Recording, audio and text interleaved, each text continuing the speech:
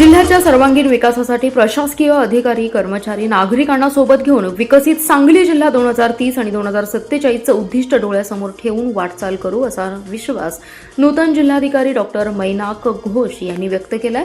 सांगलीच्या जिल्हाधिकारीपदी डॉक्टर मैनाक घोष यांची नियुक्ती करण्यात आली असून त्यांनी मावळते जिल्हाधिकारी अशोक काकडे यांच्याकडून पदभार स्वीकारलाय। नूतन जिल्हाधिकारी डॉक्टर मैनाक घोष यांचे अप्पर जिल्हाधिकारी सुशांत खांडेकर यांच्यासह अधिकाऱ्यांनी स्वागत केलं।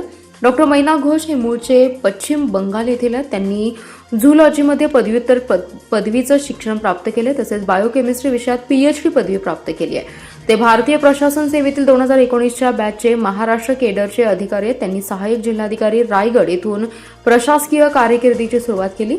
आतापर्यंत त्यांनी सहाय्यक जिल्हाधिकारी तथा प्रकल्प अधिकारी, एकात्मिक आदिवासी विकास प्रकल्प नंदुरबार आणि गडचिरोली तसेच मुख्य कार्यकारी अधिकारी, जिल्हा परिषद यवतमाळ आणि धाराशिव येथे काम केले। यावेळी निवासी उपजिल्हाधिकारी डॉक्टर स्नेहल कनिचे यांच्यासह जिल्हाधिकारी कार्यालयातील उपजिल्हाधिकारी, उपविभागीय अधिकारी, तहसीलदार, वरिष्ठ अधिकारी, कर्मचारी उपस्थित होते। मावळते जिल्हाधिकारी अशोक काकडे यांनी आपल्या जिल्हाधिकारी पदाच्या कार्यकालात सांगलीने अनेक चांगले अनुभव दिलेले आहेत।